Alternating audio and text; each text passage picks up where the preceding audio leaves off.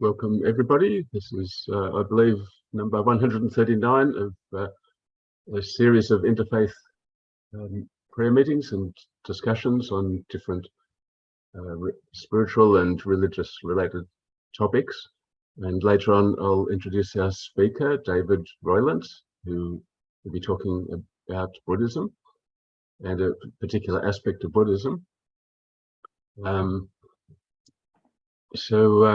You can see on the screen the program, and Marina will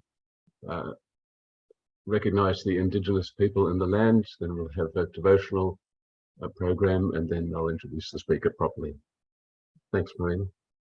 Thank you. I would like to start by acknowledging the Aboriginal and Torres Strait Islander people of the lands we are on today. Even though we are meeting on a digital platform, I wish to take this opportunity to recognize the importance of the lands we call home. We do this to show our continual commitment and responsibility to improve our knowledge of local First Nations people, their cultures, and their relationship with various groups. From coast to coast, we recognize the unceded and ancestral territory of all the Indigenous people who call this country their home. We at Interfaith recognize the traditional owners of the country where we live and work.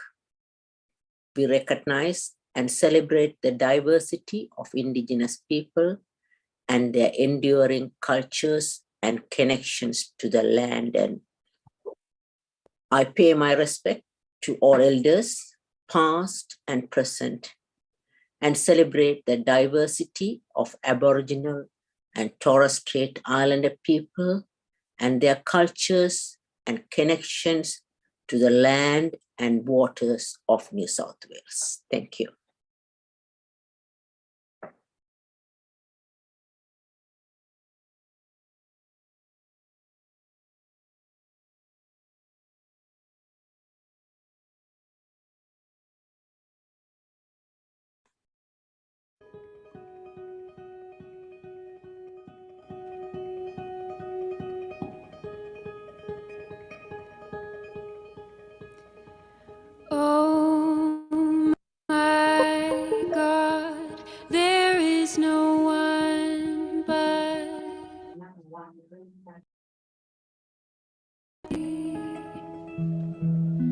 The anguish of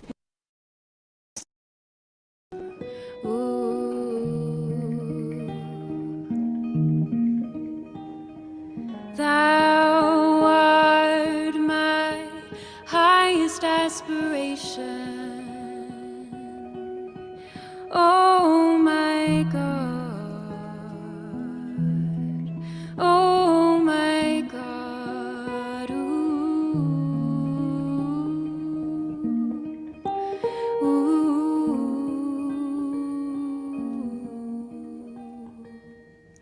my heart is wedded to none save thee, and such as thou dost love. I solemnly declare my life and death are both for thee. Ooh, they are for you.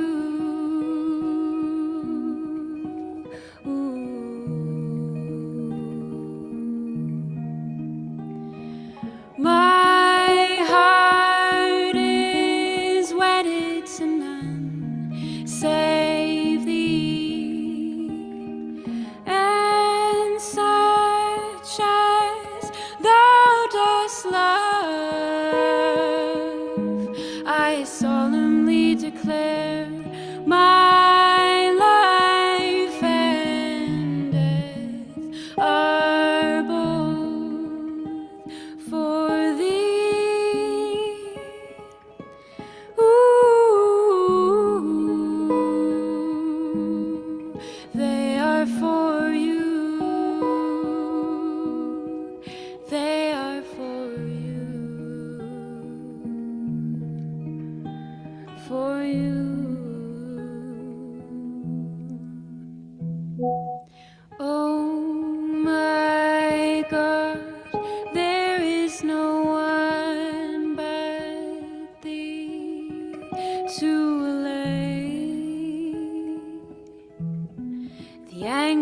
of my soul.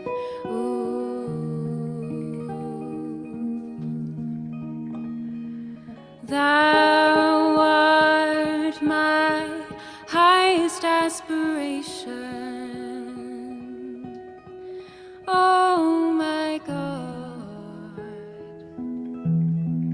Oh my God. Ooh.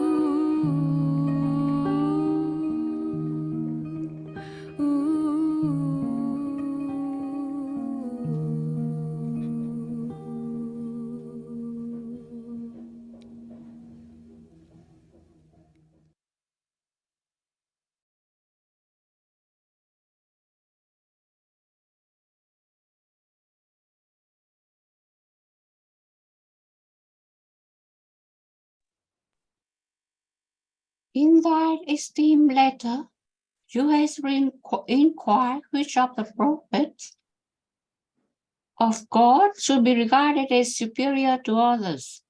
Know you assuredly that the sense of all the prophets of God is one and the same. The unity is absolute.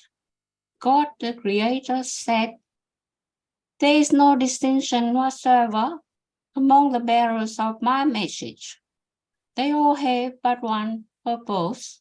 The secret is the same secret, to prepare one in honor to another, to exalt certain ones above the rest is in no wise to be permitted. Every true prophet has regarded his message as fundamentally the same as the revelation of every other prophet gone before him. If any man, therefore, should fail to comprehend this truth and should consequently indulge in vain and unseemly language, no one whose sight is keen and whose understanding is enlightened could ever allow such idle talk to cause him to waver in his belief. Baha'i Scriptures. The measure of the revelation of the prophets of God in this world, however, must differ. Each and every one of them hath been the bearer of a distinct message and hath been commissioned to reveal himself through specific acts. It is for this reason that they appear to vary in their greatness. Their revelation may be linked unto the light of the moon that sheddeth its radiance upon the earth. Though every time it appeared, it revealed a fresh measure of its brightness, yet its inherent splendor can never diminish, nor can its light suffer extinction. The fundamental purpose animating the faith of God and his religion is to safeguard the interest and promote the unity of the human race. The religion of God is for love and unity. Make it not the cause of enmity or dissension. Religion is verily the chief instrument for the establishment of order in the world and of tranquility amongst its peoples. Religion, moreover, is not a series of beliefs, a set of customs. Religion is the teaching of the Lord God, teaching which constitute the very life of humankind, which urge high thoughts upon the mind, refine the character, and lay the groundwork for man's everlasting honor. Baha'i Scripture.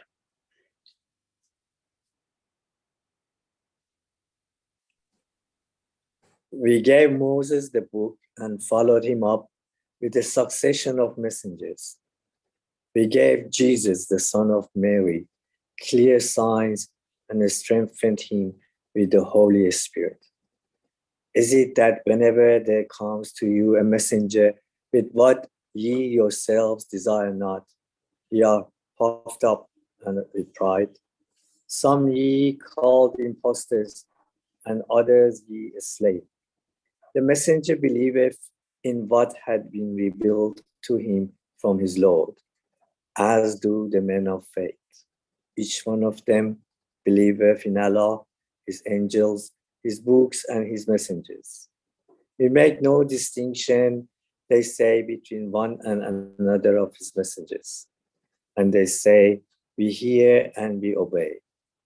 We seek thy forgiveness, O Lord, and to thee is the end of all journeys. The Quran.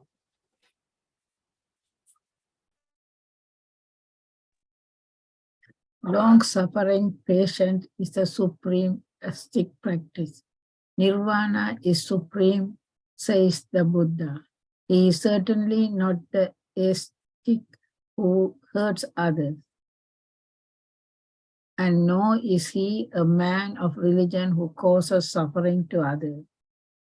The bhikkhu who lives full of goodwill, with faith in the religion of the Buddha, he will reach the place of peace, the satisfaction of stilling the functions of the mind. Buddhist scriptures. Whenever there is a decline in righteousness, O Bharat, and the rise of irreligion, it is then that I send forth my spirit for the salvation of the good, the destruction of the evildoers, and for firmly establishing righteousness. I manifest myself from age to age. Hindu scriptures.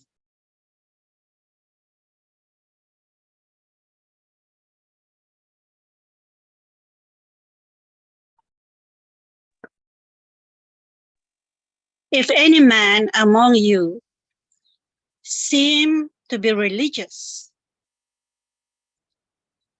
and bridleth not his tongue, but deceiveth his own heart, this man's religion is vain. Pure religion and undefiled before God. And the Father is this: to visit the fatherless and widows in those afflictions, and to keep himself unspotted from the world. I will not leave you comfortless. I will come to you. But when the Comforter is come, whom I will send unto you from the Father, even the Spirit of truth, which proceedeth from the Father, he shall testify of me. Nevertheless, I tell you the truth. It is expedient for you that I go away. For if I go not away, the Comforter will not come unto you. Howbeit, when he, the Spirit of truth, is come, he will guide you unto all truth. He shall not speak of himself, but whatsoever he shall hear, that shall he speak. Christian scriptures.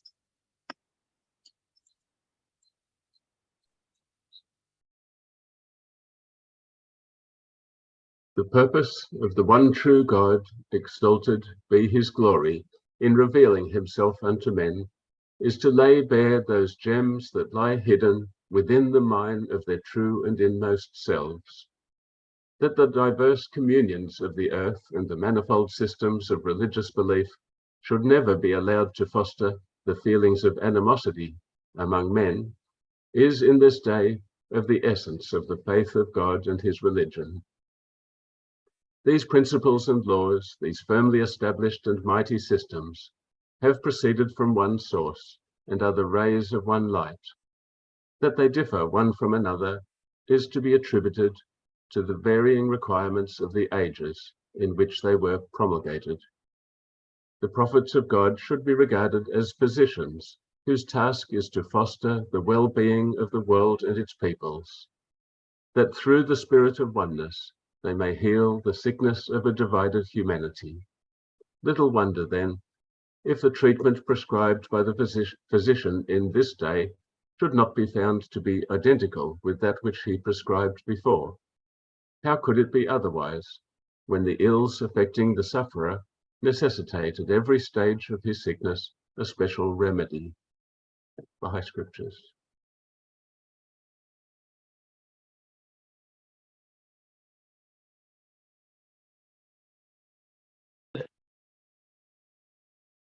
The differences among the religions of the world are due to the varying types of minds. So long as the powers of the mind are various, it is certain that men's judgments and opinions will differ one from another.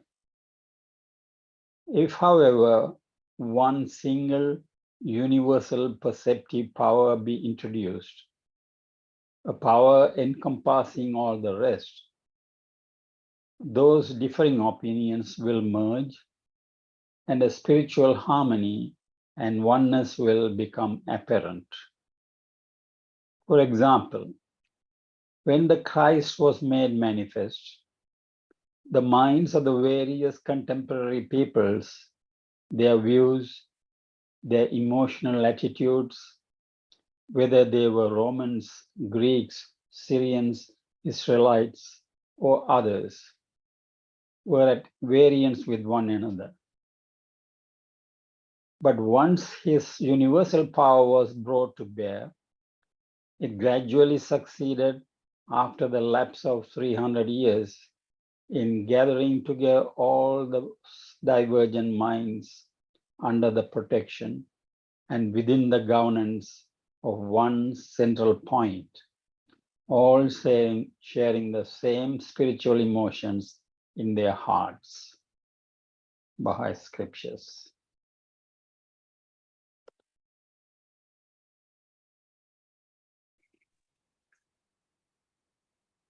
Muhammad never fought against the Christians.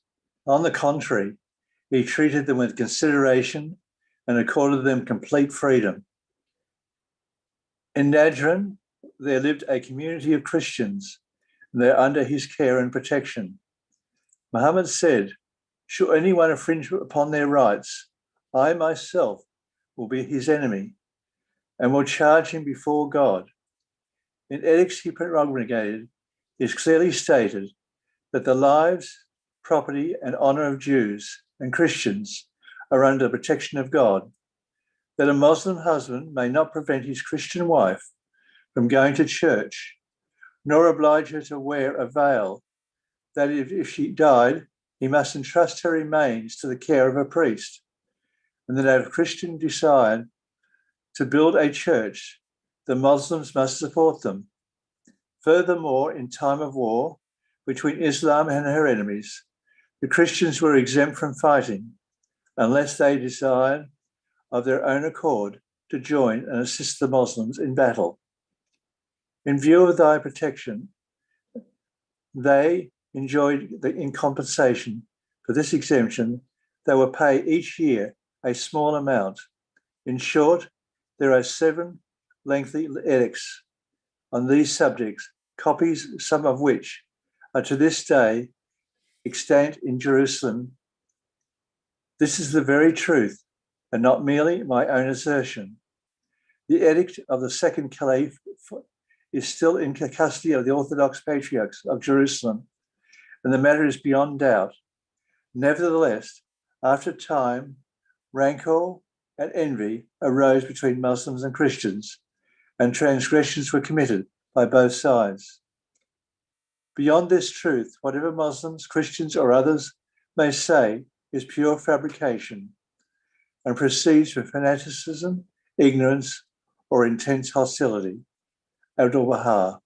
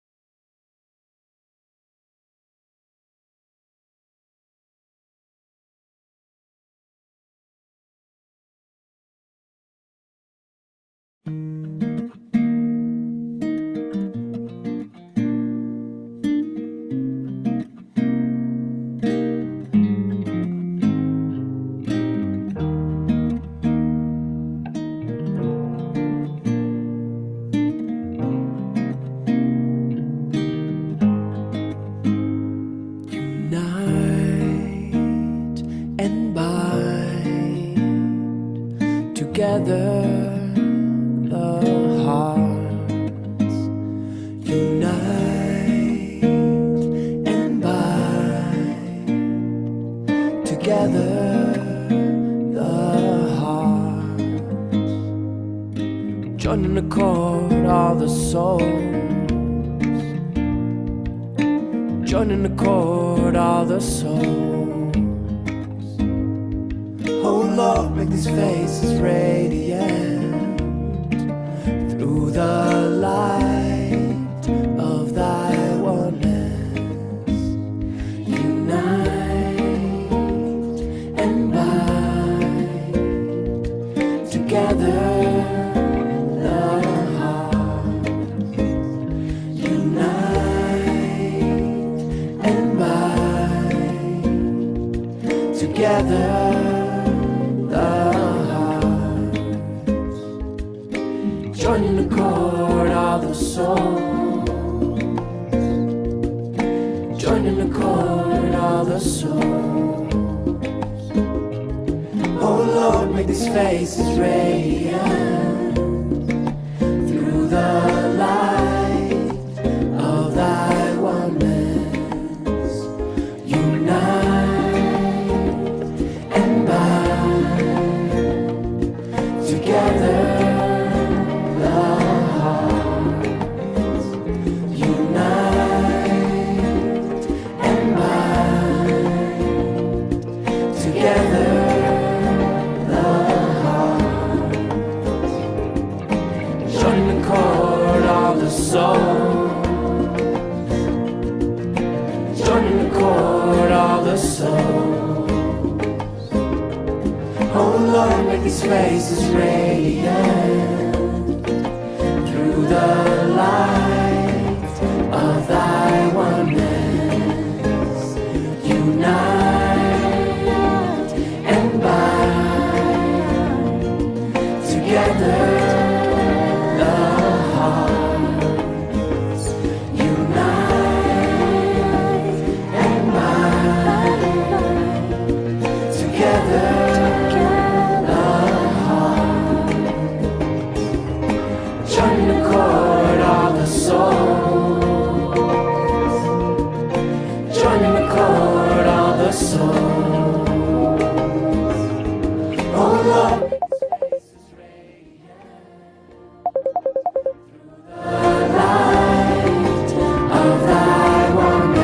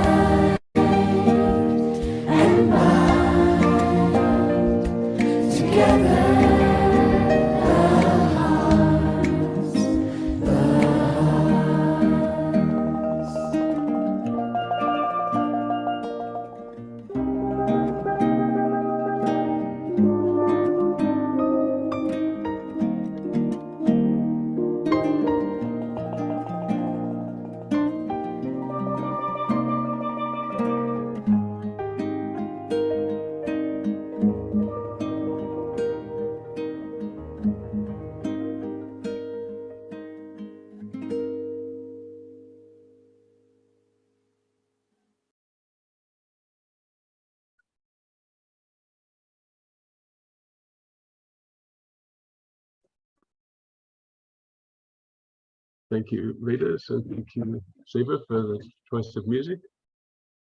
And very happy now to introduce our speaker, David Roylance. Thank you, David, for joining us tonight. David is a dedicated practitioner and teacher of Gautama Buddha's teachings, who has been part of the Thai community since 2001. He visited Thailand for the first time in 2002 and brought the traditional Thai healing arts back to the United States of America to share with people in the Western world.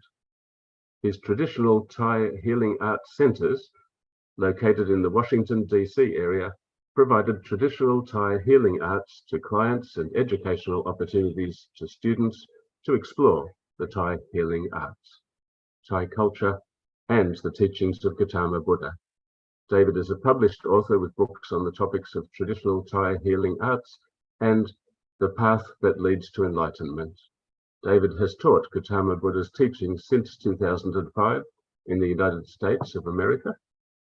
In 2015, he closed his businesses and relocated to Chiang Mai, Thailand, to be closer to the Thai culture and the Thai community of Buddhist practitioners. And I'm very happy that we have this opportunity to learn.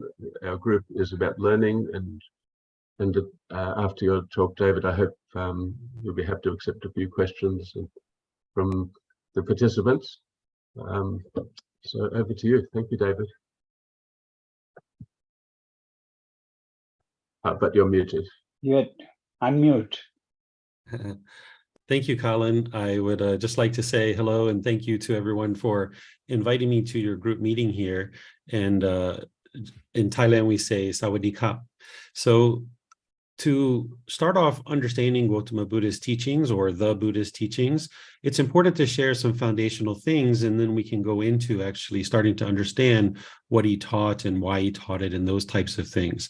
The first thing to understand is that Gautama Buddha's teachings are not based on belief. Nothing that he taught is about believing. Instead, you're learning his teachings through guidance with a teacher, perhaps using books or videos, podcasts, things like this today that we have, and even personal guidance with the teacher. You're then independently verifying those teachings through your reflecting. You're verifying that they're true. And then you're practicing his teachings in order to transform the mind and move the mind to this enlightened mental state. So belief, you don't know what's true or false. So Gautama Buddha never taught based in belief. Instead, he taught truth and wisdom that you can then learn, reflect on, and practice and move the mind to this enlightened mental state, purifying the mind from certain pollutions that are inhibiting it from being able to experience the enlightened mind. The enlightened mind is peaceful, calm, serene, and content with joy. It no longer experiences any anger, sadness, frustration, irritation, annoyance, guilt, shame, fear, boredom, loneliness, shyness, resentment, jealousy. Even the slightest displeasure is eliminated from the enlightened mind. By the time the mind moves to enlightenment, you're not even experiencing a bad mood anymore. You're always in a good mood. But you can't get to that through belief. So you're awakening to the wisdom that would lead one to understanding these truths and to be able to then learn, reflect, and practice transforming the mind away from the pollutions or the conditions that are causing it to experience the discontent feelings like anger, sadness, and others. This enlightened mind is achievable by anybody during their lifetime, but you would need guidance from a teacher. Only a true Buddha would be able to get to enlightenment on their own without the help of any teachers or any guides. So Gautama Buddha discovered these teachings on his own. Then he dedicated the rest of his life to sharing those teachings, to helping others to attain this mental state. And then when he died, his teachings were preserved in such a way that countless people could get to enlightenment after his death. So these are the three criteria that make a Buddha, is that they independently discover the teachings that lead to this enlightened mental state. They then dedicate the rest of their life to sharing their teachings, and countless people get to enlightenment during their lifetime. And then they preserve their teachings in such a way that countless more people can get to enlightenment after their death. So the Buddha taught this path called the Eightfold Path. This is the path to enlightenment, starting with right view, and then moving through to right intention, right speech, right action, right livelihood, right effort, right mindfulness, and right concentration. This is a life practice that you develop through learning with the original words of the Buddha. Then you reflect on those words to independently verify them that they're true. And then you practice in order to transform your mind.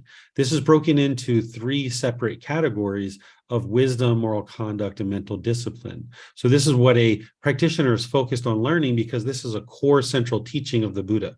This here is called the Eightfold Path, but the very first step is called right view. In order to accomplish right view and establish right view, you would need to know the Four Noble Truths. That's a very first step of the Eightfold Path, and what I suggested that I would share with you guys today to help you start understanding right view. But understand that this Eightfold Path is a core central teaching that everything else plugs into. So whether it's the Four Noble Truths or the 5 precepts or any of these other teachings that the Buddha taught, it's important to understand that the teachings of the Buddha, they're not rules. They're not commandments. They're nothing there to guilt, shame, or fear somebody into learning and practicing his teachings. The Buddha attained this mental state on his own, where his mind is peaceful, calm, serene, and content with joy. And then he shared the teachings with anybody who was interested and had a sincere interest in learning and practicing to experience that same mental state. So when you approach the teachings of the Buddha, you're learning his teachings to be able to then see true reality around you, or what I refer to as the natural laws of existence. The unenlightened mind will struggle in the world with anger, sadness, frustration, and other feelings when it doesn't understand the world around it. The mind will struggle and have difficulties. But when you awaken to this wisdom and you understand how your own mind functions and how the world around you functions, then you can get to a point where the mind is peaceful and joyful permanently for the rest of this life. So understanding enlightenment as a mental state, it's not a destination that you attain after death or anything like that. Instead, you're learning now, you're reflecting now, you're practicing now, and you're seeing the results now in this life.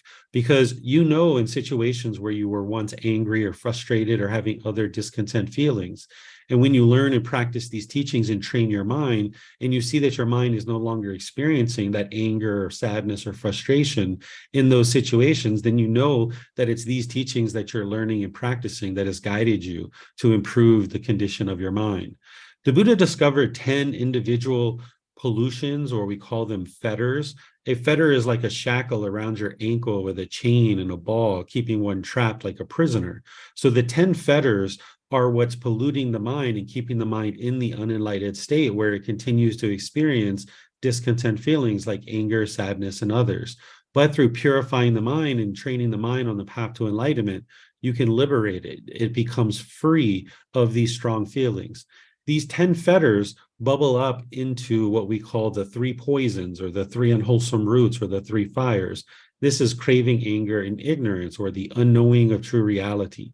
By purifying the mind of craving, anger, and ignorance, you can experience this brightness and radiance of the enlightened mind. So this path to enlightenment is a purification of the mind in order to train the mind to move away from the conditions that are causing it to be in the unenlightened state and move to this enlightened mental state. Some people refer to enlightenment as ultimate bliss or happiness, but this is actually describing one of the preliminary phases that the mind goes through before it gets to enlightenment. These preliminary phases we refer to as the jhanas. By the time the mind gets to enlightenment, you're experiencing unconditioned happiness or unconditioned joy, where in the unenlightened mind, there are certain conditions that have to be met. And if this condition is met, and this condition is met, and this condition is met, and this condition is met, then the mind will be happy. Then you will be happy.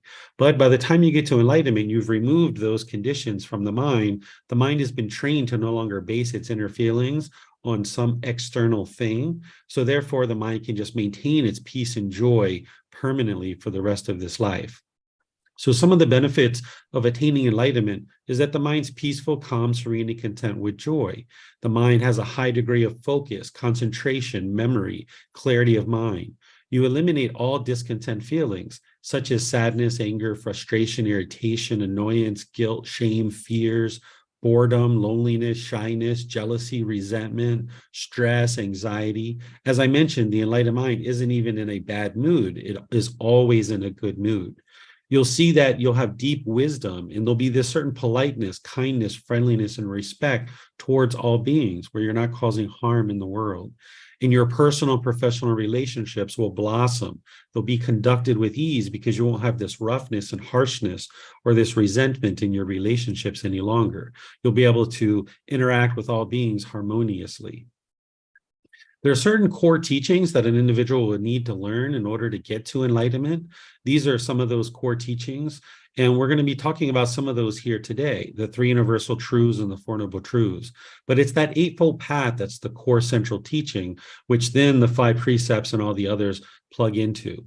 There's the Brahma Viharas, there's the 10 fetters, the 7 factors of enlightenment, extensive meditation training, and there's other teachings as well. There's certain programs that I teach either online or in person that an individual can learn and gradually develop. Everything that I share is available at no cost. I have a book series of 13 books. I have countless videos and podcasts, online programs, in-person programs that students can learn and grow in these teachings and experience the results for themselves. But these are the core central teachings that you need to learn and implement in order to progress towards enlightenment. So to understand the beginning teachings of the Buddha is to start to look at the 3 universal truths. The 3 universal truths are truths, where the 4 noble truths are also truths. We know that they're true, but in order for you to benefit from them, you'll need to know that they're truth. And the way that you do that is through learning, reflecting, and practicing. So let me help you understand how to do that.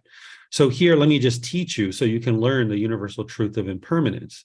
The universal truth of impermanence is explaining that everything is constantly changing, that there's no permanent fixed state. Material objects, possessions, relationships, thoughts, ideas, states of mind, all these things around us are constantly changing. So this is the universal truth of impermanence, that conditioned objects are going to rise, change, and fade away. Right? So this is what you're learning. Well, now you don't believe that. You start reflecting on it. You start reflecting to understand whether this is true or false. So you start looking around the world to see if you can find something that's permanent. And you can start with something that you're very familiar with, like the human body. Is this body permanent or impermanent? If it's permanent, that means it stayed the same for the end of time. Or if it's impermanent, then that means it's constantly changing. So if you ask yourself that question, is the human body permanent or impermanent? I think you would agree that it's impermanent. So then you start looking at other things around the world. Is the weather permanent or impermanent? Is it always the same or is it constantly changing? Of course, it's constantly changing. What about your relationships? Are your relationships exactly the same, or have you had people coming and going in and out of your life throughout your entire life? Well, of course, your relationships are impermanent. But what about your bank account? Is your bank account permanent or impermanent? Of course, it's impermanent. It goes up and down throughout your life. So we could go on and on and on and look at all these different things around us and determine that this is indeed a universal truth, that this is explaining the natural world around us. And these 3 universal truths are building blocks to help us understand the 4 noble truths. So if you're not yet able to see the truth that indeed all these things around us are impermanent, then you'll need to go around and look to see that things are constantly changing, that there isn't this fixed state other than enlightenment itself and these natural laws that the Buddha taught. These are what's called unconditioned objects. Unconditioned objects don't arise, they don't change, and they don't fade away. But your feeling of happiness arises, it changes, and it fades away. Or your feeling of sadness, it arises, it changes, and it fades away. Or something like shyness, it arises, changes, and fades away. These are called conditioned feelings or discontentedness. If you've studied the teachings of the Buddha in other places, you might have heard the word suffering used quite a bit, that the Buddha taught to eliminate suffering. I don't use this word, and I'll explain why in a moment. He used the original word in his original teachings of dukkha, which is often translated to suffering, but some people translate it as discontent, discontented, or discontentedness. Because when he's explaining dukkha, he's explaining pleasant feelings, painful feelings, neither painful nor pleasant. He's explaining what the unenlightened mind experiences, these conditioned feelings that arise, change, and fade away. So you understand happiness, excitement, elation, thrill, exhilaration, euphoria. You've experienced those feelings. Those are conditioned feelings. If some condition exists, then the mind becomes happy, excited, elated, and so forth. And then same thing with painful feelings. There's some condition that is met, or then the mind is moving to this sadness, anger, frustration, irritation, annoyance, guilt, shame, fear, stress, anxiety, and others. And then there's neither painful nor pleasant feelings, which I put boredom and loneliness here, but some people say that's quite painful for them. So you could put that into the painful category.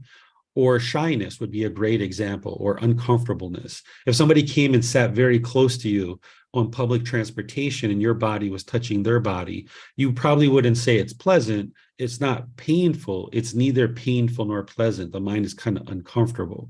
So this is what the unenlightened mind is experiencing. It's going up and down and up and down. This is essentially the problem of the unenlightened mind, is going up and down and up and down. It's not stable and steady. There's a third universal truth here, but I'm not going to describe this one just because of the amount of time we have to discuss this today. But in my classes, I do discuss the universal truth of impermanence, which is important to ultimately understand, but it's not important to understand the Four Noble Truths. This next word that we use is craving, desire, attachment. Also maybe expectations, wants, holding, grasping, clinging.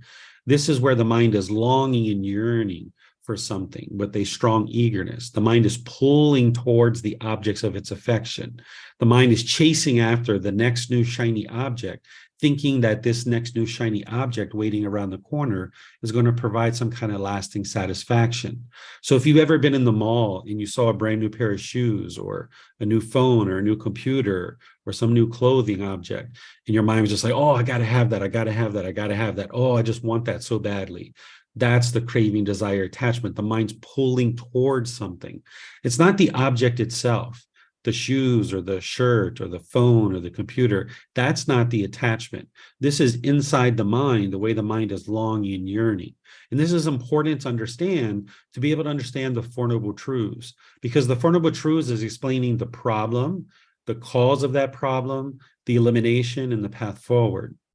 Number one, the first noble truth is explaining that everyone that is unenlightened will experience discontentedness. This is the mind going up and down and up and down, those conditioned feelings. By the time the mind gets to enlightenment, it's beyond these conditional feelings. It's no longer going up and down and up and down. It's just permanently peaceful, permanently joyful. It has unconditioned mind. So in the unenlightened state, it's going to experience these conditioned feelings of discontentedness going up and down and up and down. This is the problem in the unenlightened mind. The second noble truth is explaining discontentedness is caused by our own cravings, desires, attachments, because the mind wants everything to be permanent when everything in the world is impermanent. So remember, you're going to be learning, reflecting, and practicing here. So the learning part is that discontentedness, those conditioned feelings of pleasant feelings, painful feelings, neither painful nor pleasant, is caused by your own cravings, desires, attachments, the longing, the yearning, the chasing after the objects of your affection, that the mind wants things to be permanent when everything in the world is impermanent. So the mind might chase and chase and chase, and if you get what you want, you get happy, excited, elated. If you don't get what you want, then the mind gets sad or angry or frustrated or any of those painful feelings. This is the up and down of the unenlightened mind. So if you've ever been in a relationship with a boyfriend or girlfriend or a husband or wife, when you guys first got together, you might have experienced a certain amount of pleasant feelings based on the condition that I have this new boyfriend or this new girlfriend. And now you guys are together and you're experiencing all these pleasant feelings. Somebody's sending you messages or calling you, taking you out to the movies or dinner. There might be intimate contact or other things like this. But then at some point, the relationship ended and it was over. And now the mind experiences painful feelings like sadness, anger, frustration, or others. This is because the mind's craving permanence, wanting things to be permanent, when in reality, this relationship was always impermanent. So essentially what the second noble truth is explaining is that the mind is causing its own discontent feelings. Another example might be if you bought a brand new car and you got all these pleasant feelings based on having the brand new car. And now you take it and you park it and you go into a store and you come out and you see a scratch on your car. You might get frustrated or irritated or annoyed. We're not talking about what's right or wrong here, because it'd be wonderful if nobody ever scratched our car. But why is the mind frustrated? Why is it irritated? The reason why is it's craving this car to be permanent.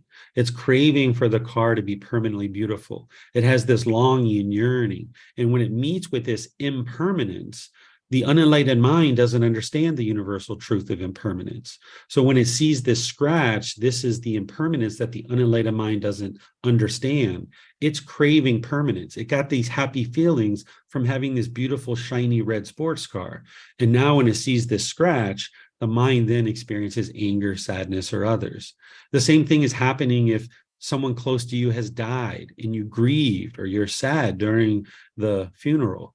This is because the mind's craving for grandma or grandpa to be permanent, or mom or dad to be permanent, or brothers and sisters to be permanent.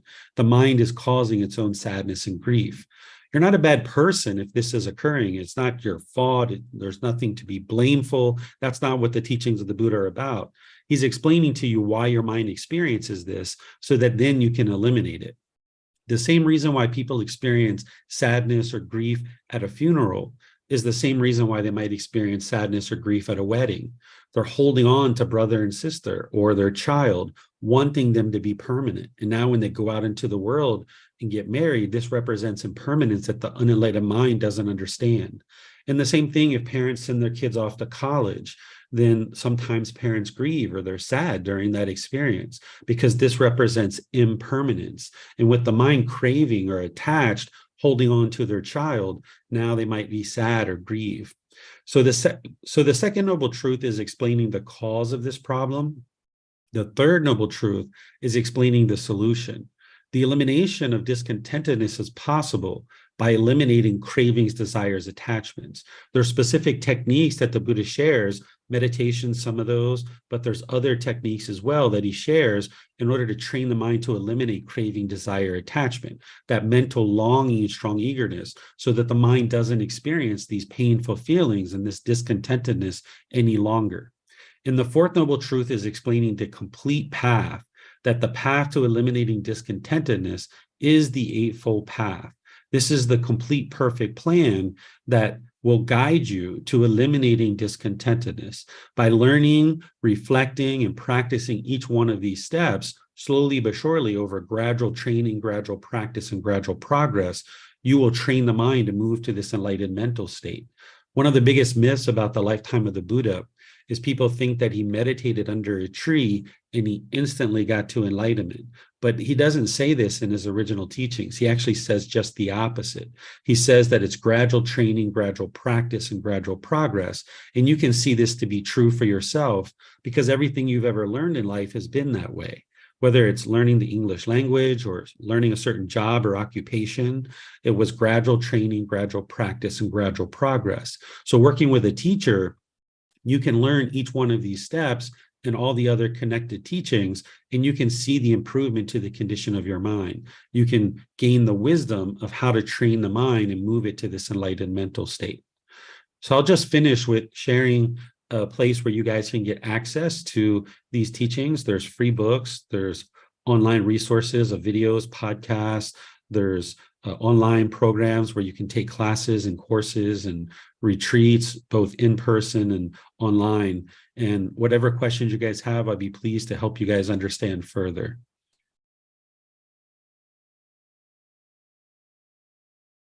Thank you, David. You didn't waste a moment there. We got a very wonderful overview in the short space of time, and very easy to hear your voice and easy to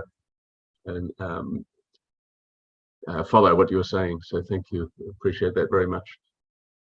So so we invite people to use the reactions button to raise your hand if you have a question. And while people are thinking about their questions, maybe I'll just ask my own, and then I see yours is next. Can people learn about Buddha from reading and reflecting on his writings, or does someone who wants to learn about Buddhism and start on this path, do they need a follower of Buddha to guide them? So an individual would need a teacher in order to be guided on the path. There's, of course, books and videos and podcasts and things like this that you can learn nowadays, but you wouldn't be able to get to enlightenment by yourself. You would need to have help from a teacher. Only a Buddha themselves would be able to get to enlightenment on their own without the help of any teachers or any guides. Once an individual gets to enlightenment, they are an enlightened being, but they're not an actual Buddha. A Buddha is very rare in the world. The last one that the world is currently aware of existed over 2,500 years ago. So each other individual person in the world is going to need teachers and guides to help them progress on the path, but each individual is doing the work. Each individual, yes, they're going to need to read, they're going to need to attend classes and things like this. And we've made it really easy nowadays with audiobooks and videos and things like this, but each individual has to do that work and then seek guidance with a teacher, because they're going to need clarification and support, and they're going to have questions to ask this person to be able to then be guided on the path. Thank you, David. Young, do you have a question? Thank you, David. I was in the Bangkok, the Australian embassy, just to visit the embassy and met the ambassador. And I was driven around Bangkok. So I see how different lifestyle happen in Bangkok. And I said, because in here we talk about right livelihood and right action and, concentration and mindfulness and effort and all these things. I mean, in real life, there are different class systems in the society. You can see it. So how is young people come from the less privileged background can afford to have right livelihood when they day-to-day struggle with food and rent and inflation and difficult life? So therefore, what I'm saying is, talk about COVID-19. You see that one change the course of action. Everybody got locked down because the commercial area, residential area, everything locked down. So there's no right livelihood there. And talk about right action, what people do. What about wisdom? People have no ideas about what virus, what vaccination they should take.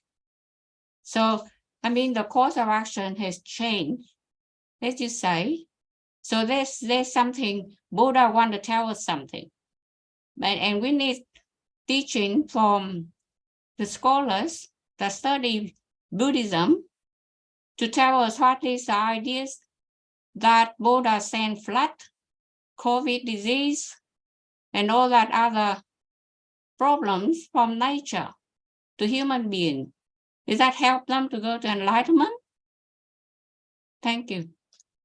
Okay, so I'm going to share a couple different pieces of what you're asking, and then if I don't get all the different aspects of your question answered, feel free to ask follow-up questions. The first thing to understand is that this moral conduct section that the Buddha is describing here, and you specifically asked about right livelihood, what he's doing here is he's explaining to you the natural law of karma, or some people refer to it as karma. Karma is the Sanskrit way to explain it, but the Pali language, which the original teachings of the Buddha are in, use the word karma. So this word karma is cause and effect, or action and result, the results of your decisions. It's not punishment and rewards. It's not mystical, magical. It's not a black cloud that's following you around. There's no being who's overseeing the natural law of karma, making sure people get punished and rewarded. Instead, it's our results of our own decisions. So what the Buddha is explaining, and you can't see it here because I don't have the words, in there, but if somebody studied, they would be able to see through the books and other resources that I share. I have the original words of the Buddha, where he's explaining right speech, right action, and right livelihood, among all these others, where he's explaining to you the natural law of karma, of cause and effect. As it relates to livelihood, what this is about, and the other aspects of it are as well, is that you're not causing harm to others, because if you cause harm to others, harm will come to you. So in your example where you talk about somebody who lacks resources and who's maybe struggling with finances, it's not a matter of whether you're struggling with finances or not, whether you're practicing a right livelihood. What right livelihood is about is ensuring that you're sustaining your life without harming others. So the Buddha provided guidance that if you cause harm through your livelihood and you sustain your life off of causing harm, then that harm is going to come back to you. So he talks about things like selling weapons and selling meat and selling living beings and selling substances that cause heedlessness and poisons and things like this, that if we base our livelihood off of those things, then those things are going to come back to harm us. And this is where you learn, you can reflect, where you can see that, yes, if you sold substances that cause heedlessness, like cocaine or heroin, if you were on the street corner doing that, you could get beat up, you could get robbed, you could get murdered, you could get addicted to your own substance, you can get arrested. All of these things are happening. So the Buddhist teachings are guiding you in how to, yes, train your mind, how to understand the world around you, but how to awaken to this natural law of karma, of cause and effect. Essentially, you've done the same thing as it relates to something like the natural law of gravity. The natural law of gravity, when we were all growing up, we didn't understand it. So we made unwise decisions that led to unwholesome results.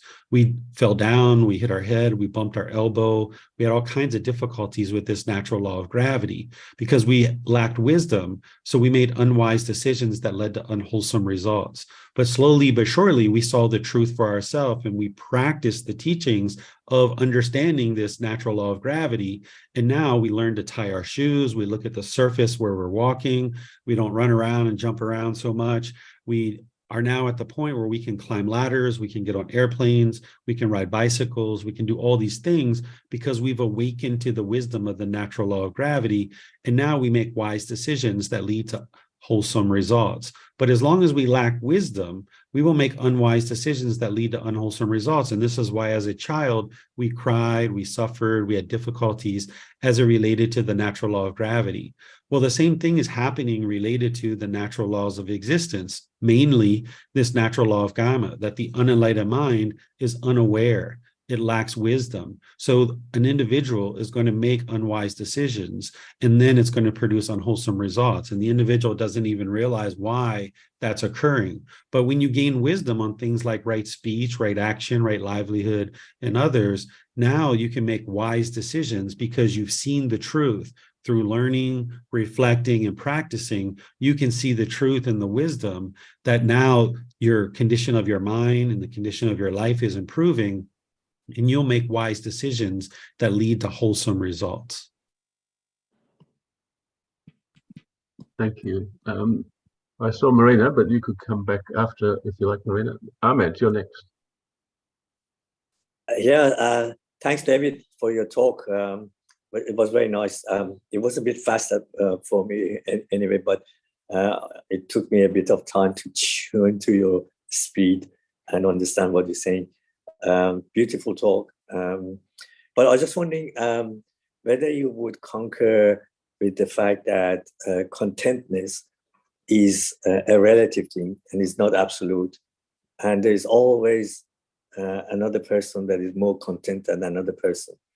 So training, and as you said, cause and effect causes that imbalance. And I'll just give you an example, a pivot rotating for gravitation. As long as that pivot is rotating, there's a balance and the pivot is rotating in a very nice way. As soon as it loses its rotation, it drops down. So I was just wondering whether you would believe that even a teacher has got relative contentness, and full contentness probably is Buddha's contentness. and all manifestations of God that I believe. So I'm just wondering, what's your views on that? Sure. First, let me just share that this little talk that I just gave, I usually do it in an hour and a half, and I really take my time to walk through it. But since today I was asked to just talk for 30 minutes, I felt like it was important to kind of share things with you. And yes, I went through that a little bit more at a faster pace than what I would normally go through with students. I normally take my time to really walk through and provide a lot of examples. But in terms of contentedness, if two enlightened beings getting to enlightenment, their mind is going to be content and peaceful permanently for the rest of this life. There's no variation or no difference in terms of their contentedness and peacefulness in the mind of two enlightened beings. In the unenlightened state, yes, what you're seeing is you're seeing the mind go up and down, but that's not the case for an enlightened being. By the time one eliminates all the pollutions from the mind is permanently peaceful, calm, serene, and content with joy. It's never shaken up. It's steady, it's calm. You're never shaken up about anything whatsoever. Where in the unenlightened state, something can happen and the mind becomes shaken up from it. So this is what you would experience in the unenlightened state, and then training the mind and purifying the mind, moving to the enlightened mental state, it would be calm and steady and stable permanently for the rest of this life. Well, in my view, I haven't seen a person that is absolutely content.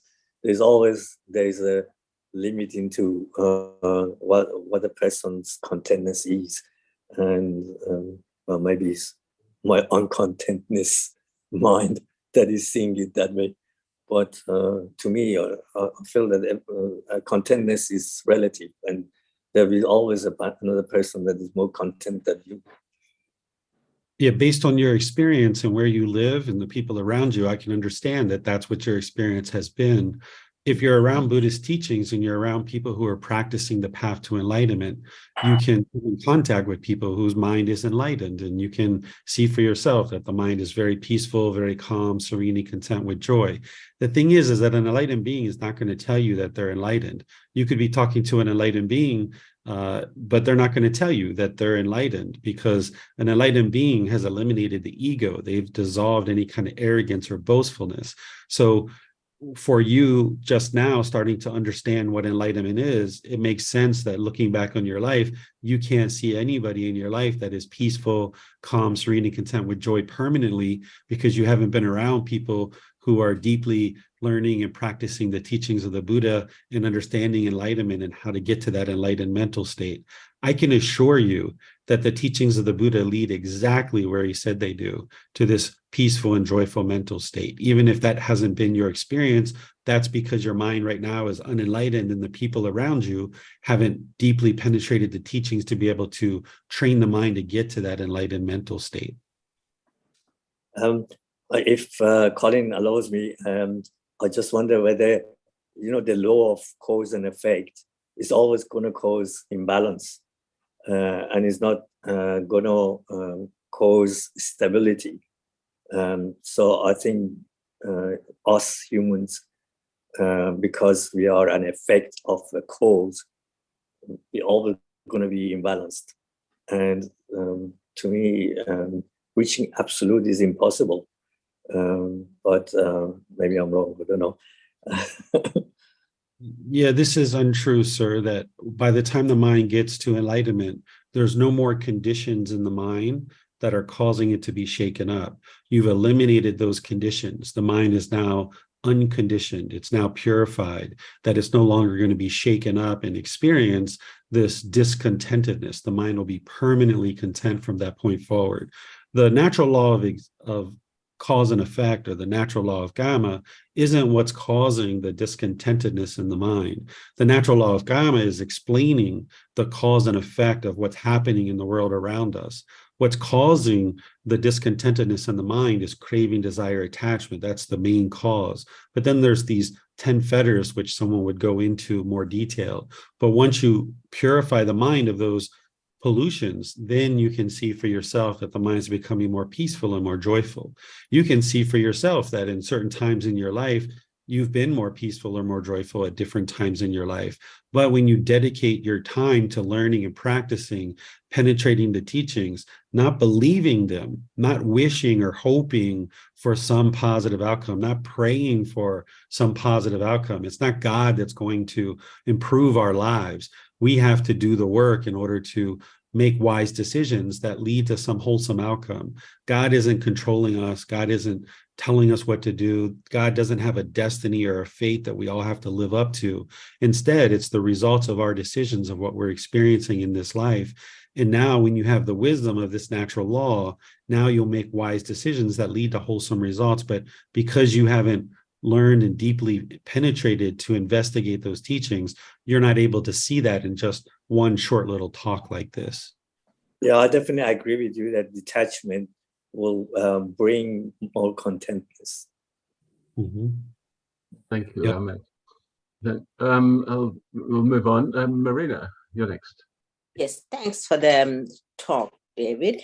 I just was a little confused about karma.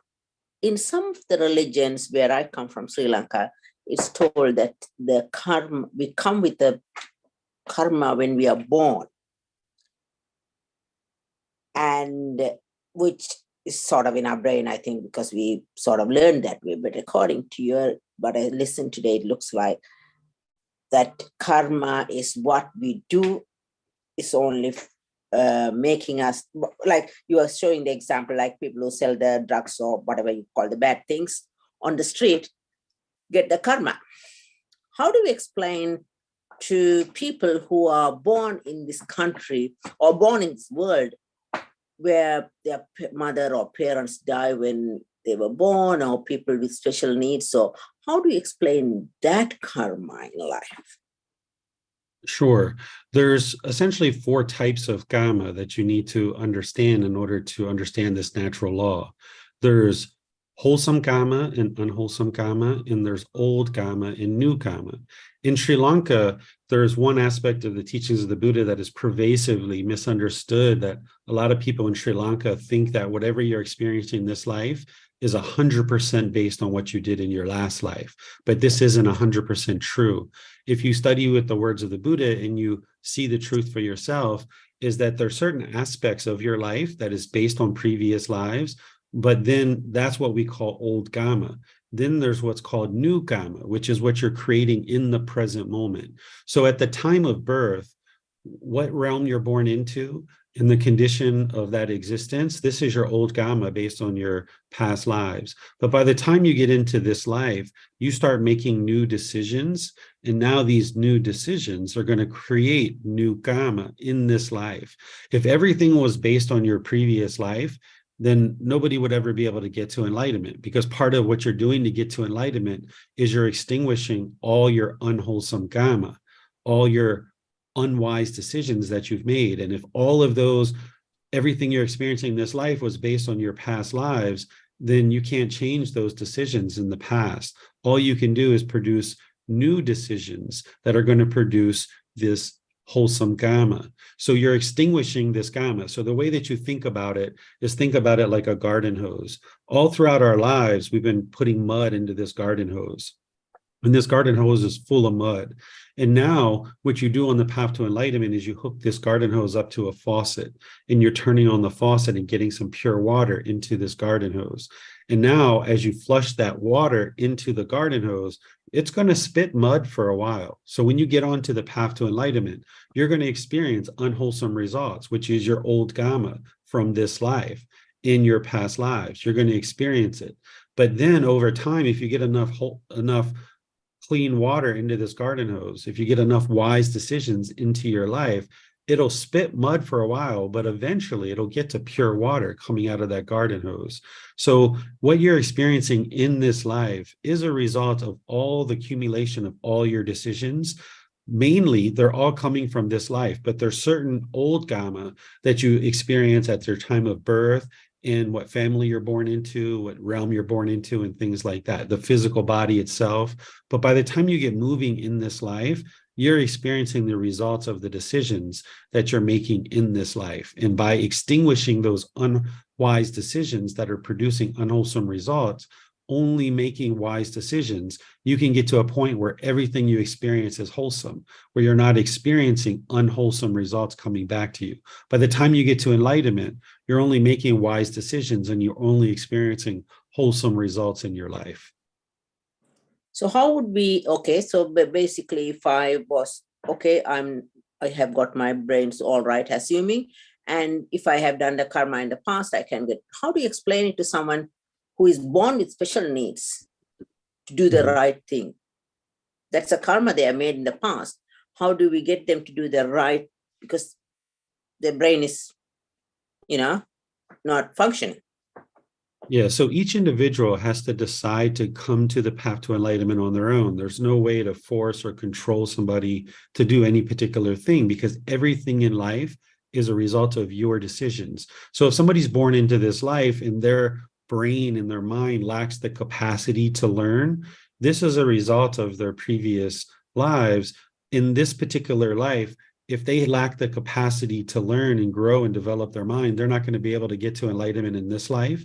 They're going to need to be reborn into a better existence where their brain and their mind can function, and then they can learn, they can reflect and practice. So while anybody and everybody can get to enlightenment in this human realm, not everybody has the capability to learn. They might need to extinguish that unwholesome karma from their previous life that they're experiencing in this life, and then in their next rebirth, now they will be able to have an improved existence, be able to learn, reflect, and practice and get to enlightenment in that life.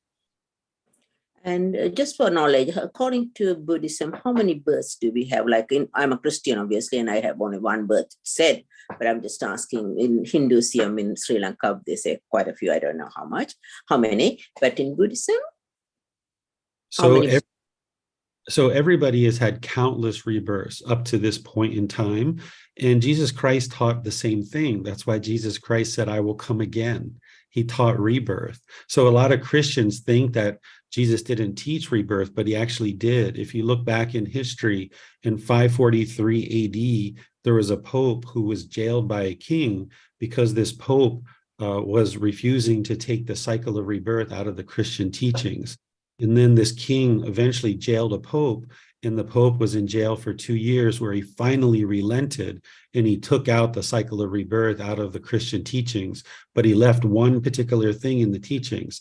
And that's where Jesus said, I will come again. That is rebirth.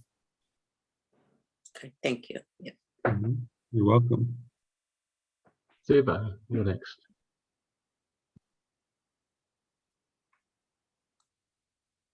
Thank you, David. It's a very profound piece of lecture. We may have to take a lot of time to assimilate. Of course, it is recorded and live streamed, so people can watch again. I have two specific questions, and I have a quotation. If I may share that first. The first one is it's a quotation from the Universal House of Justice. That's a supreme administrative body of the Baha'i faith. And they said this: the inner joy that every individual seeks, unlike a passing emotion, is not contingent on outside influences. It is a condition born of certitude and conscious knowledge, fostered by a pure heart, which is able to distinguish between that which has permanence and that which is superficial. How does this quotation rhymes with or reconciles with your concept of the contentment or happiness? Yes, this is essentially explaining what I was describing, just using different words. This inner joy that every individual seeks, this is what we might call unconditioned happiness or unconditioned joy. This is the enlightened mental state that the mind is permanently experiencing that inner joy. And then it says, unlike a passing emotion, that passing emotion is a conditioned feeling. It arises, it changes, and it fades away. That inner joy is not contingent on outside influences. The conditioned feelings, they're based on impermanent conditions. So if it's sunny outside, the unenlightened mind will be happy. But then when that condition changes due to impermanence, now the unenlightened mind will be sad.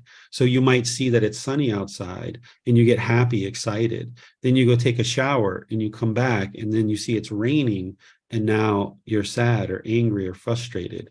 And that's what the unenlightened mind is doing, is it's basing its inner feelings on some impermanent condition. And those are the conditioned feelings.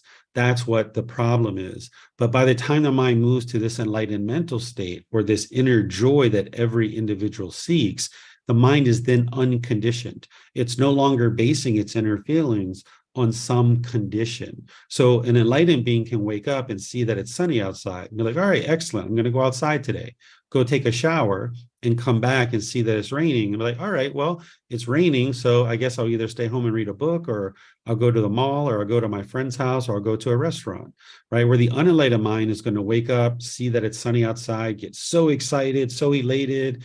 I'm going hiking today. Yes, I've always wanted to go hiking. And now when you go take a shower and you come back and you see it's raining, the unenlightened mind is going to be sad, because that happiness is a conditioned feeling based on an outside influence or based on some condition. The unconditioned joy that an enlightened being is experiencing is unconditioned. It's not based on any external condition, and that's why it's permanent. Thank you. Mm-hmm. And my second question is from this quote. I found this one of the software that I have access to. They have different holy writings, all the different religions. And from the Buddhist, it's called the Ocean software. And there's a quotation from that. It says, there is an unborn, unoriginated, uncreated, unformed. If there were not this unborn, this unoriginated, this uncreated, this unformed, escape from the world of the born, the originated, the created, the formed would not be possible.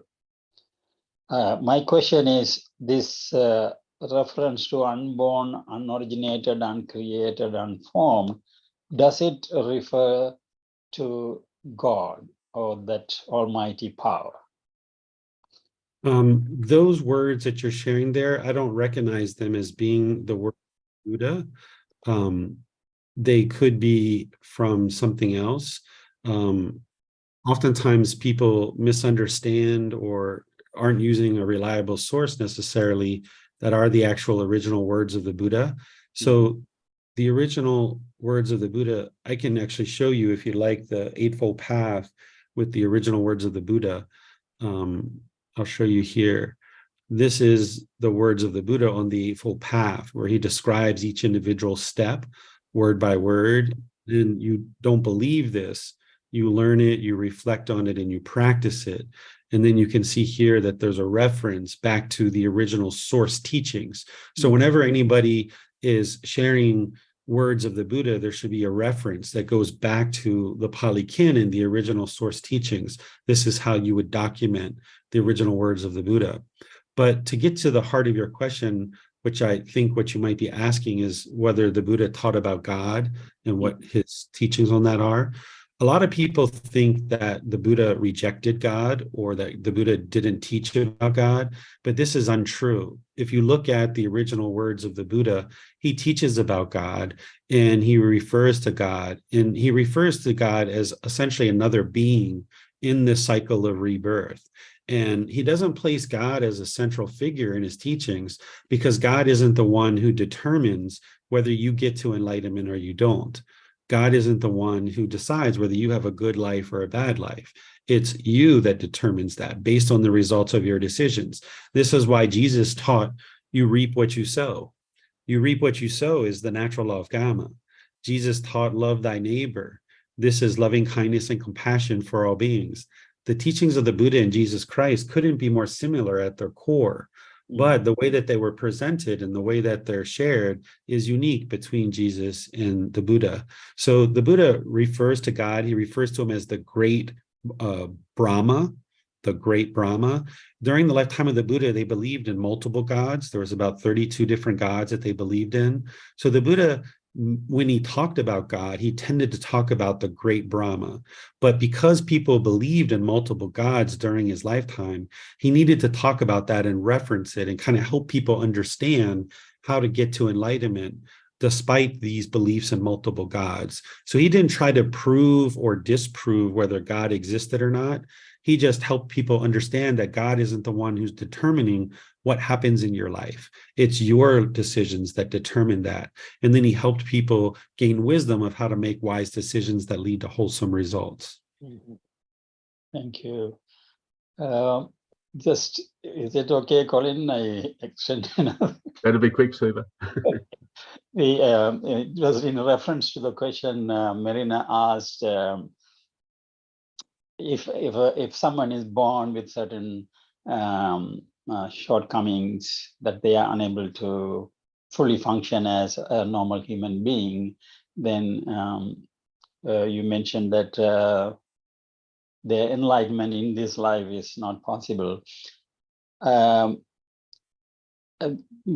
My learning from the Baha'i teachings, that Abdul Baha, the son of the Prophet founder Baha'u'llah, he said that the human being perceives in two ways, through the five senses, and also it perceives without the five senses.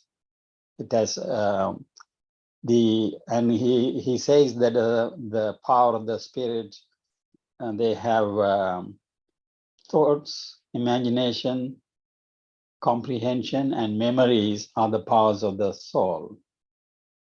And he also says that there's the fifth power, that's a common faculty between the soul and the brain. It's there's a invisible connection that is constant. Now, also in the Baha'i teachings, I understand that the physical ailment does not diminish the capacity of the soul or the spirit. So in that sense, I ask this question, whether even if someone has some physical or even mentally less capacity, the soul, which is still intact and which has all the potential, wouldn't it be possible to progress or advance? That's my question. Sure. So everything in the teachings of the Buddha is all about training the mind. You would need to train the mind. That's what's needs to be purified in order to get to enlightenment. The Buddha taught countless teachings over his 45-year teaching career, but then he left certain teachings as undeclared. And he describes his undeclared teachings. And whether there is a soul or there isn't a soul is an undeclared teaching. The Buddha never declared that there is one or there isn't one. This conflicts with his teachings on the universal truth of impermanence. If you look around the world around you, you see all these things are impermanent, but yet people believe in this permanent soul. So there's the mind in the unenlightened state is going to have various beliefs. And these beliefs oftentimes are false beliefs, and you don't see the truth because the mind oftentimes isn't willing to see the truth. So by investigating to learn, reflect, and practice, you can then see the truth, because none of us have ever actually touched a soul or seen a soul, but yet many people might believe in it. So the Buddha is only going to teach what is independently verifiable, and somebody can independently verify. An individual who is lacking certain mental capacity, while they can't learn in this life in order to get to enlightenment, there is the potential to get to enlightenment at death. That you can either get to enlightenment during this life and experience the rest of this life with a peaceful, calm, serene, and content mind with joy, or you can attain enlightenment at death. This is a possibility also. So, there's connections here, because I know some of you guys understand Jesus's teachings maybe to a certain degree, that Jesus taught about the Holy Spirit, where the Buddha taught about enlightenment. Jesus taught about dying and going to heaven. the Buddha taught about getting to enlightenment either in this life or at the time of death. But the very unique thing about the teachings of the Buddha is that you can see the improvement to the condition of the mind right now in this life, where the vast majority of all other teachings in the world being based on belief, you don't know whether they're true or false. And it's not until one dies until they're going to find out. And at that time, it's too late. So the goal, in my opinion, would be to learn and practice something that they can learn in this life and see the improvement to the condition of the mind and know that they're walking closer to the light and away from the darkness. Thank you. Thank you. All right, Ahmed and then Vasanta. I think Vasanta hasn't spoken yet. I'll wait until Vasanta's question. Okay, Vasanta. My question is related to that of the soul. But when you say there is, he has not mentioned anything about the soul. But when you die, or when the, according to Buddha's teaching, when someone is reborn, what is it that is dying, or what is it that is being reborn? Sure. So in the original teachings of the Buddha, the word that's being used is samsara. This is the Pali word. This is often being translated as the cycle of rebirth. In my opinion, based on the way that the Buddha describes his teachings, it would be better described as the cycle of new existence, because there's nothing that's actually being reborn. The body and the mind come together in this existence, and we call this a human being, or we call it a person. There's a physical body and there's a mind that come together, and now this is the person. At the time of death, the body and the mind separate. The body is impermanent, it dissolves. The mind is impermanent as well. The mind is not permanent. So the contents of the mind, the cravings and residual memories, move from one mind and it creates the next mind. The way to think about it is like a cardboard box. If you have cardboard box A, it has a certain size, certain color, certain shape, certain texture. That's cardboard box A. And at the time of death, it then spawns cardboard box B. Cardboard box B is a completely new box, different color, different shape, different texture. And now the contents of cardboard box A, the cravings and residual memories, move into cardboard box B. If there's craving at the time of death, this is what determines whether there's rebirth. Craving is the fuel that determines if one is going to be reborn. It's kind of like if you have a fire and you have logs on this fire, the logs are the fuel and it sends off sparks. And now these sparks get carried by the wind and it ignites a brand new fire. Well, if you extinguish all the fuel and there's no fuel on the fire, then there's no spark that's going to create the next fire. So by extinguishing the three unwholesome roots, or the three fires of craving, anger, and ignorance, you extinguish the fuel. You're extinguishing the ability for there to be a next consciousness. And that's what you get to in this life. By the time the mind is enlightened, you can see that there's no more fire in the mind, that the mind is peaceful and calm, serene and content with joy. The mind is permanently joyful. So there's no fuel that's going to create this next life. So there's nothing that's actually being reborn. It's being translated as the cycle of rebirth in English, but the Pali word is samsara, which the way that the Buddha describes it, it would be better translated as the cycle of new existence. So the once enlightened soul means that's the end of it. There is no rebirth for an enlightened soul. For an enlightened mind. Once the Enlightened. mind is enlightened, there's not going to be any more rebirth, because you've extinguished craving, which means now the mind is enlightened. And now you've also, it's like a 2-for-1 special, right? You do one thing and you get two benefits. You extinguish craving, you're no longer going to experience any discontentedness, and you're not going to experience rebirth either. So the fuel has been extinguished that causes the discontentedness and what causes rebirth. Thank you very much. You're welcome. Ahmed. Yeah, I have a comment to make, but it might lead to a question. Abdul Baha, the son of Baha'u'llah, first of all, I have to say that I'm a Baha'i as well. He says that a majority of Christians misunderstood the fact of what Christ has said, that I will be coming back and returning.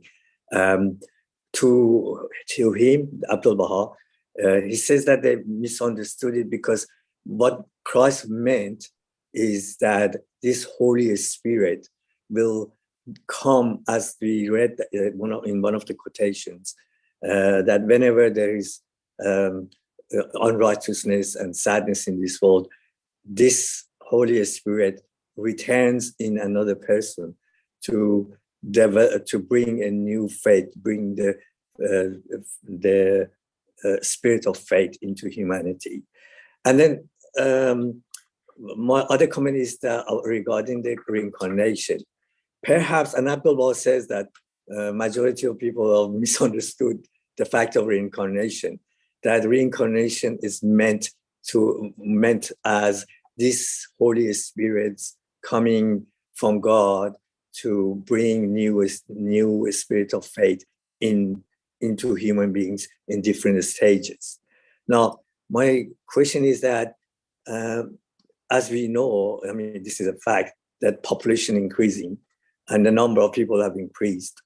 Now, if a person comes into this world and goes away and comes back again and comes back, then the number of these people should be constant. It shouldn't be increasing. Are we saying that the spirits are splitting into 2 or 3 and then coming into different bodies? So that means that the spirit is not unique. It's contingent and it can be split. And you said that nobody has seen the soul. Are we to see the soul by our eyes or by our spiritual feelings like love, friendship, that are the attributes of that soul? So my question is, to me, incarnation is kind of not logical. Why not accept the fact that God has got many worlds and we are going through those worlds, and he generates these individuals, and these individuals are progressing through different worlds to attain presence of God. The reason why you say that the cycle of rebirth is illogical is because you're not understanding the cycle of rebirth right now fully.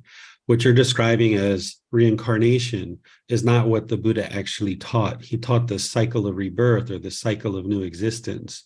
What people describe as reincarnation, people describe this concept of a soul that moves from life to life to life, and you're the exact same being, just in a different body. But this isn't what the Buddha actually taught. So oftentimes people use the word reincarnation in association with the teachings of the Buddha, but he didn't teach that there's a soul that moves from body to body to body in a new existence. Instead, he taught this cycle of rebirth, or the cycle of new existence. And the reason why you're seeing this growth in the human realm is because there's 5 individual realms. There's the hell realm, the animal realm, the afflicted spirit realm, the human realm, and the heavenly realm. And beings are moving in and out of these realms all the time. In the lower realms of hell, animal, and afflicted spirit, those are the lower realms. Those beings are going to need to get to an improved rebirth. They can't get to enlightenment in those realms. In the human realm and heavenly realm, these beings can get to enlightenment. The human realm is the ideal realm because we experience the ability to cultivate our mind and get to enlightenment. We experience painful feelings or pleasant feelings, painful feelings, and neither painful nor pleasant. So we tend to have built-in motivation to be able to get to enlightenment. In the animal realm, as beings have been dying, because what scientists tell us is that there's only 1% of animals currently in existence that once existed. 99% of all the animals that once existed are now extinct. So animals have been shrinking and human beings have been expanding. This exactly matches to what the Buddha taught, that beings in the animal realm, they are not going to escape this cycle of rebirth from their animal existence. So as animals die, they have the ability to now be reborn into other realms. And some of those animals, many of them perhaps, are going to end up in the human realm. And this is why we are seeing our human realm expanding, because these beings now have the opportunity to get to enlightenment. In the human realm and heavenly realm, we have the ability to get to enlightenment. Being 2,500 years past the death of the Buddha, the teachings of the Buddha have been largely misunderstood for many years. The Buddha describes this in his teachings. He talks about these 500-year cycles that the world is going to go through. And when you understand this teaching, you can see that it exactly happened the way that he said. In this last 500 years, he talked about how people would be arguing and disagreeing and fighting over what he taught, and they would be utterly confused about what he actually taught at this time in history. So what the Buddha taught is exactly represented in the world in the way that he taught it. But the challenge is that some people don't have the wisdom of what the Buddha taught. They're just working on kind of what they might have heard here, what they heard there, so they don't understand. They don't penetrate into the teachings to learn, reflect, and practice to see the truth. They might just be functioning on belief or, you know, what they heard from one person to another, like hearsay. So by the time somebody learns and practices deeply, they see the truth and they see the condition of their mind improving to the point where it's been 1 year, 2 years, 3 years, 5 years. You haven't experienced any anger or any sadness or any frustration, and you'll know that the mind is enlightened and you've attained what's called final knowledge, that you now understand the entire path to enlightenment because you've deeply penetrated it and you have the proof for yourself because the condition of your mind and the condition of your life has drastically improved. You know, but saying that the number of animals are going down and the number of humans are expanding, you're limiting it to this planet Earth. But we know that there are many galaxies in the world, that there are many planets that they might have intelligent beings on them. So to me, it's kind of not logical to balance it. And the other thing is that we know that human beings now expanding and it will eventually populate the whole solar system and maybe more. And then if you considering it that way, then all the animals must die because the expansion is infinite for human beings. And then where going to be the balance? But whereas we now got the power to bring more animals in life, generating, because we've done it. We've done with some animals, regenerate them back again into a big population. I don't know. I can't. Yeah. Thanks, Ahmed. You explained it well. Yeah. David, did you want to comment on that before I move to Jon? Yeah, this is just, again, a misunderstanding because views and opinions, based in misunderstanding, you're going to see it as illogical or not logical, that beings that are on this planet Earth, when they're reborn on the planet Earth. They're not reborn in other planets. So the premise of what you're saying is not informed to what the Buddha's teachings are, and that's why you're seeing it as illogical. Well, perhaps this rebirth cycle is misunderstood, and Buddha meant that this spirit of faith keeps coming from God to progress the humanity all the time. Right. Thank you, Ahmed. Sorry, David, go ahead. You can actually observe your past lives. Once the pollution is lifting out of the mind, there's many people that have observed their past lives. This is how we know that it's true, because we have the teachings of the Buddha, but then we have our own experiences, our own direct experience to independently verify it. So what I'm sharing with you isn't based on belief, it's based on experiences. Right, thank you. I won't be able to get to my question unless we keep going. So Jon, you first. Thank you, David. One of the principles of Buddha teaching with his Bodhisattva, so about the end of suffering, in addition to enlightenment. Let's say when I was young, I read about Buddhism. I was a Catholic. I'm a Catholic still. So it's good that you talk about Jesus. But then when you read about Buddha when you were young, you say, you see Buddha want to end suffering. So he left his palace and he went around the place where he lived and he see all the beggars. So therefore, the girl who read that book about Buddha, she started to get all her pockets full of money. And every weekend she went to the market. She gave all the money to the beggars. It's about 10 of them every time, or 15 of them. And she keep doing it. So to be Buddha is not that difficult. It's very easy because of mercy and compassion. And not only you give them enlightenment, but you also provide salvation for their hunger. But then one day, when she put her hand in her pocket to get the money to give one of the beggars, then her hand got hold up. Somebody snapped her hand and they stopped her to give the money away. And then she turned around and then there was her best friend. And the best friend asked her, what are you doing? Why you give this money away? So what I'm saying, there's some people in society that did not understand about charity. They did not know about compassion. They did not know about mercy. And how you explain enlightenment to them? Well, for somebody who's not understanding these things like loving kindness and compassion and generosity, that's part of what you're cultivating on the path to enlightenment. So if somebody's not understanding these things, that's the reason why their mind is in the unenlightened state, because a person who moves their mind to enlightenment would cultivate these mental qualities among other mental qualities. So the way to explain enlightenment is exactly the same whether somebody is hateful and vindictive and resentful versus them being more loving and kind and compassionate. But by the time somebody gets to enlightenment, they would have cultivated their mind to be loving, kind, compassionate, respectful, with appreciation, gratitude, and many other wholesome qualities. Thank you, David. You're welcome. Yeah, my question is about the Buddha.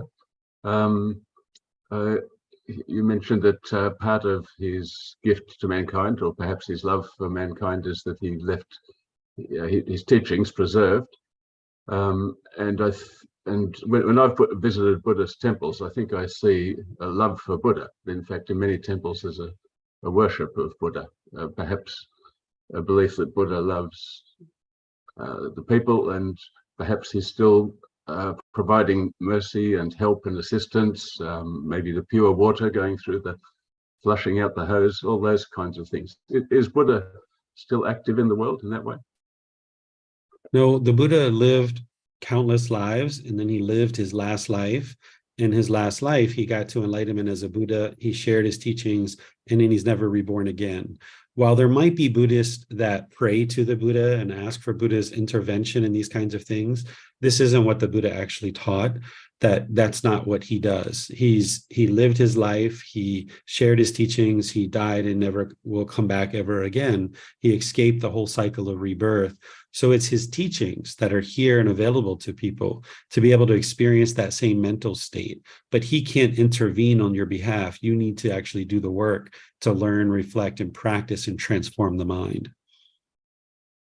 A supplementary question, when you say he escaped, is he still existing in a higher realm or a different realm? This is another one of his undeclared teachings. So during his lifetime, he taught for 45 years and declared countless teachings. But then there's a certain teaching where he says, these are my undeclared teachings.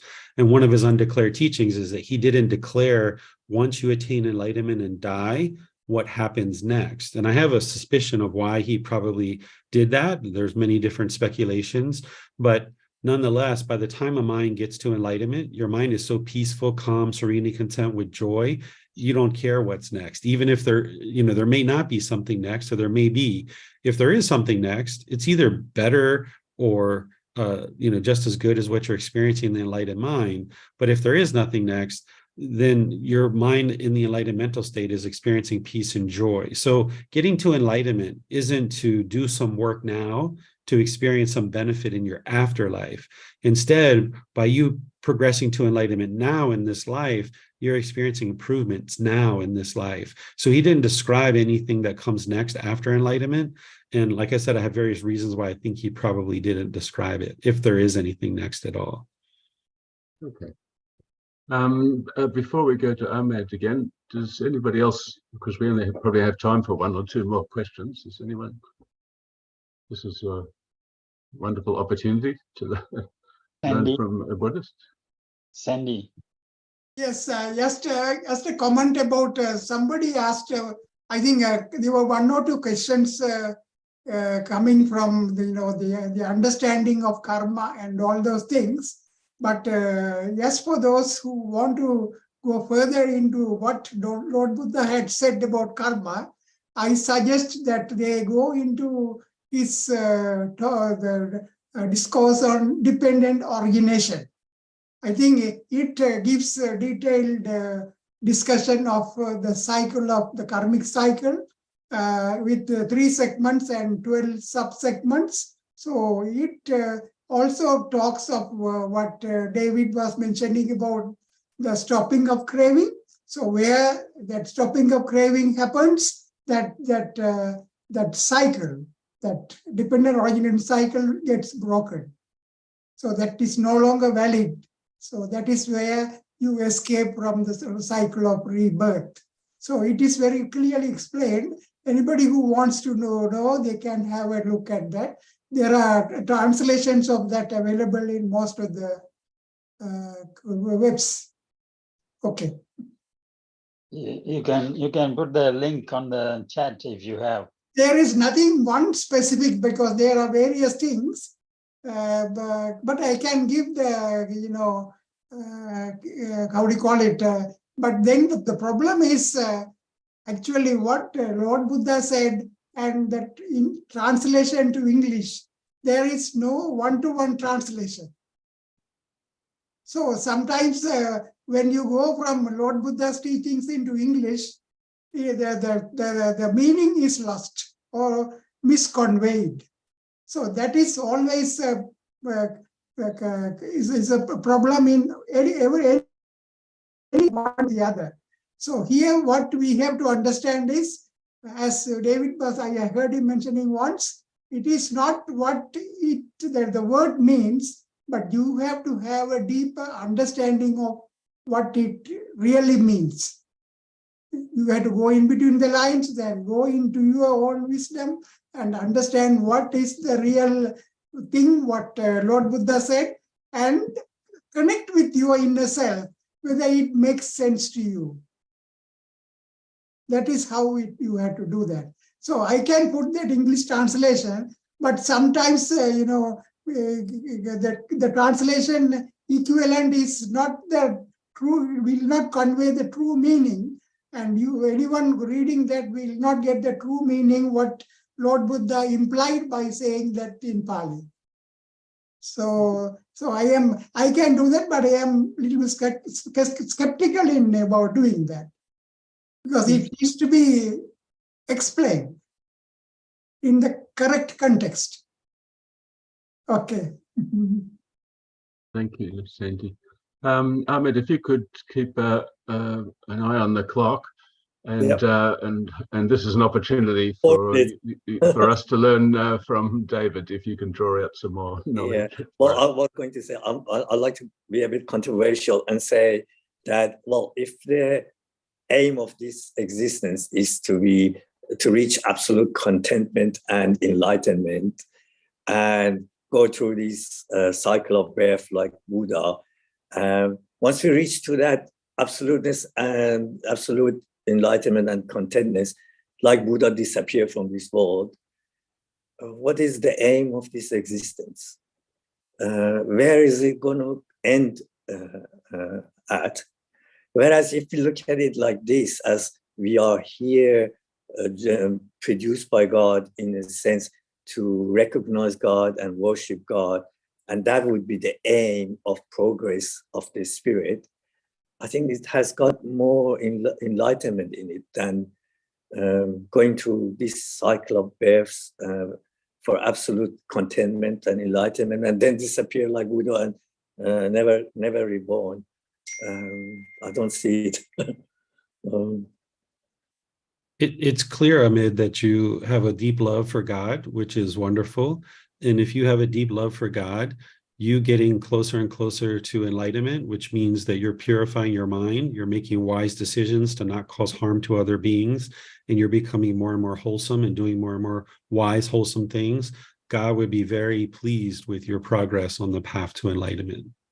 Yeah, but if we reach to that point of absolute enlightenment, and contentness, then the final step would be disappearing like Buddha. To me, that doesn't make sense, because I think that Buddha is in existence in another world, a higher dimension, and is guiding, like other manifestations of God, the humanity towards a more progressive civilization. Again, Amit, Buddha didn't teach what you're describing. The things that you keep describing and that you're confused about and that you're no, I'm saying that this is my view, that I think that's the Hold on. The things that you're describing, your views and opinions, you're basing your opinions on things that the Buddha didn't teach. So the Buddha didn't teach that he disappeared from existence. He didn't declare whether he does exist or he doesn't exist. He left it as an undeclared teaching. So you're basing your view and opinion and saying, well, I think that this is essentially pointless, because if he's just going to disappear and no longer be in existence, what's the point? But you're basing that view and opinion. Logically, we have to come into the conclusion that he exists, and he even if he hasn't said that he exists or not exist, logically we have to come to conclusion that he does exist, but in a higher dimension. I would say that it would be dangerous to conclude anything about the Buddha that he didn't conclude himself. So if the Buddha declares that he is not declaring whether he exists or he doesn't exist, and then you say, well, I'm going to just assume that the Buddha does exist, I think this would be very dangerous for you to do that. Right. I think that's a very good point to finish on, because we are trying to understand Buddha from a Buddhist perspective, and that's what we've been doing. So I really appreciate that. Siva, you might like to have the last word. Anyway, I think the purpose of this interfaith meeting is to try and bring understanding of different religions and to see that there is a common foundation. And also I actually put a slide which showed the House of Justice said that whether by words or deeds, the merit of your contribution to the well-being of humanity lies first in your resolute commitment to discover the precious point of unity among contrasting perspectives around which contending people can coalesce. So we may have different opinions. If we are doing something good for us and the community, then we have to find what is common for us rather than trying to say it doesn't agree with my point of view or whatever it is. We are still learning all together. So I really thank David for his presentation, and I stumbled on Facebook his presentation, and first time I heard a Buddhist saying that Buddha didn't say that there's no God. All the Buddhists that I have ever spoken, they always said that Buddha says there's no God. So I was really fascinated by his point of view and things like that. And he is, in my opinion, he is doing a big service for people to understand, to be happy in this life, and to be detached from all the impermanent things. Anyway, there are something good to learn, and the website is given, and because it is now past 9 o'clock, Do we have time for Pina? Pina's hand is up. Yes, and what you said is correct, because David's statement is what really Lord Buddha had said, as I also heard. Because he was asked to comment about, he was, somebody was poking questions to get an answer from him, but he refrained from answering. That is what I heard, yes. That's correct. Thank you. And David, do you have time for a couple of minutes for Pina? Yeah. Sure, we can talk as long as you guys like. Okay. Pina, you are muted. this is, can you hear me? Yes. Okay. So this is very short. I'm just reminded about the journey of life, the 7 valleys by Baha'u'llah. We start with the valley of search, then the valley of love, and then the valley of knowledge, then the valley of unity, then the valley of contentment, then the valley of wonderment, then the valley of absolute nothingness. Absolute nothingness. Thank you. One more thing, David has given the link for that thing. Is that the one in the chat? Or? Yes, yes. I made a copy of it, so I'll put it into the WhatsApp Okay. group. Okay. I think that might be it because I have to Thank go. you and very I'm the much, MC. David. It's Thank you. Thank, A long way to get to thank- Nirvana. David. thank you. Thank you, David. Thank you, everyone. David. Thank you, David. Bye-bye.